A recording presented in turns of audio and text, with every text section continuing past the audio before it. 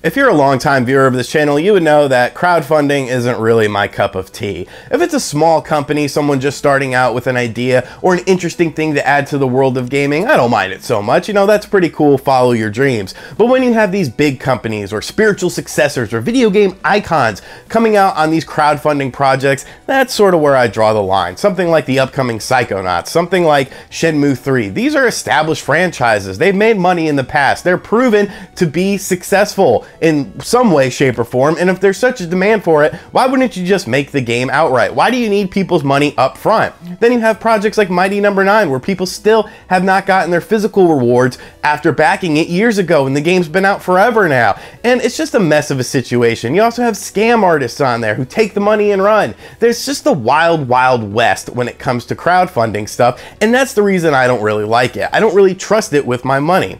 But over on the Patreon page, I have a reward tier where you can tell me what sort of video you want me to make. And Sean came up to me with a really interesting idea, something that I've never thought about, something that utilizes big companies, crowdfunding, and making games, but I don't hate the idea. So Sean's proposition to me was to make a video talking about what if a company used a crowdfunding thing to get a game localized in North America. And that's really interesting. And I don't think I hate this idea. So let's talk about it.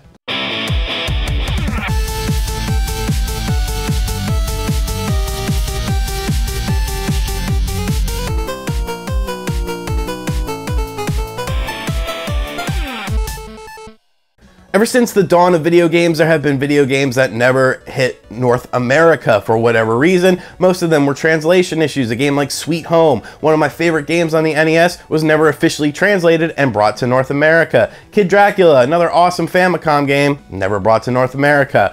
Tons of Super Nintendo RPGs that were just these epic adventures that looked great, played great, sounded great, but never got translated and brought over. Pretty much every system has a laundry list of games. Look at the Sega Saturn. There were so many Sega Saturn games released in Japan that never came stateside. And why don't these games come stateside? Well, because it costs to localize things. You have to put time, effort, and resources into translating things and making sure things are, up to standard for the ESRB and, all that sort of stuff. You got to censor some stuff because of American audiences and all that stuff. There's a whole myriad of reasons why these games don't come over, but mostly the main reason is money, time, and translation. Let's face it, those are the three big issues.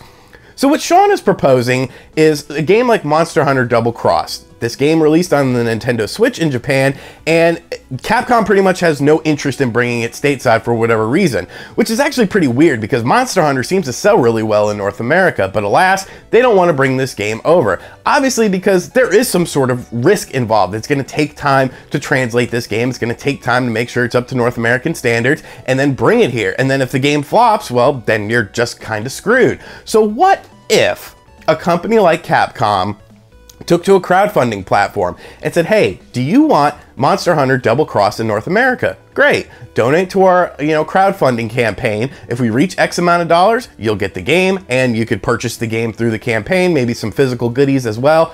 And I don't necessarily hate this idea. Like, it's still kind of scummy, it's still kind of sleazy, but let's face it, game development costs are very, very expensive. You make one wrong step and you could be out of business. You don't even need to make a wrong step. And, you could just be shut down because of how much it costs to make games. Games need to sell millions and millions of copies now just to break even a lot of the time. And development costs just keep rising for whatever reason, because I guess people just like to spend money. I don't know. That's a whole nother subject for a whole nother video, but game development costs are at an all-time high. They're going to continue to climb, and because of this, it's a lot of risk to bring these games over stateside, especially when it's rooted in Japanese. So if, Capcom makes a game like Monster Hunter Double Cross, everything is in Japanese. In order to translate that game and all the text and all the items and everything within that game, and, there's a lot of stuff in Monster Hunter, it's going to take a lot of time and resources. If they brought it over here and it flopped, that would really hurt the company. Capcom isn't really in a great position right now anyways,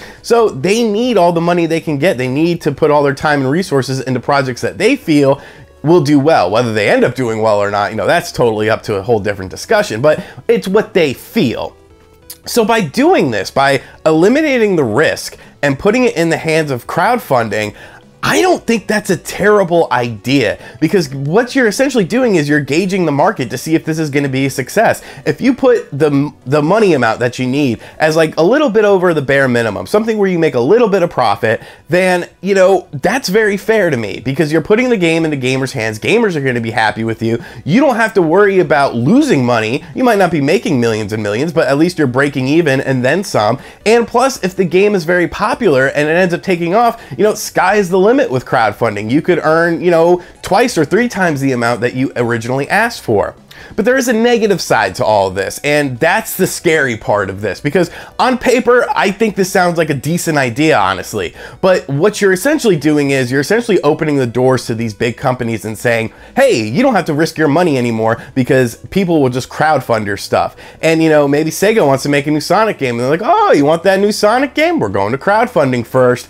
And that's very scary to me, because with a game like Monster Hunter Double Cross, that's already out in Japan. You can already see how it performs. You can see what it looks like, see how it plays, all of that. All you are really doing with this idea is paying for the translation, the time, and the resources used in putting that translation here and getting the copy stateside. With a brand new game, that's where things get scary. That's where you get situations like Mighty Number 9, where you see the concept art and then you see the final product, but you've already given your money and then you're screwed. There's no way to get your money back. There's no way out of it. So it could essentially, you know, make this whole vortex in the gaming industry where now all of a sudden everyone does crowdfunding and everything is crowdfunded, and, you know, no games get made whatsoever. And that's a very scary future. That's something that I think is just, that would be terrible.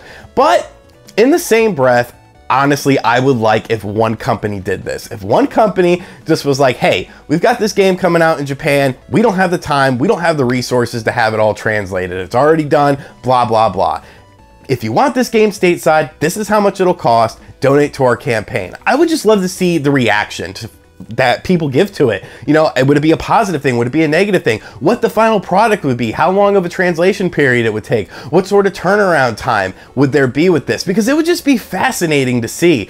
It would be scary, but it would be very fascinating. And honestly, I don't hate the idea. So I'd like to thank Sean for this idea. This was a really interesting topic. And the more I thought, you know, at first I was like, oh, this is lame. I hate crowdfunding. But I was like, you know, that's really not a bad idea. Like, that would get so many more games into people's hands, I feel. And that's really all that matters at the end of the day. So Sean, thank you for this video idea. Let me know what you think about this in the comments section down below. If you want to make a response video, share your thoughts on this. Let me know. If you tag me in the title, I always search for my name on YouTube. I'll find it and I'll watch it. And yeah, thank you for checking out this video. As always, be sure to like this video. Leave me your thoughts in the comments down below. Make sure you subscribe to the channel, and I will catch you guys next time. Later.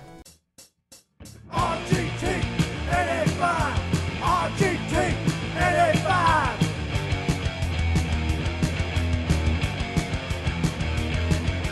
RGT NA5.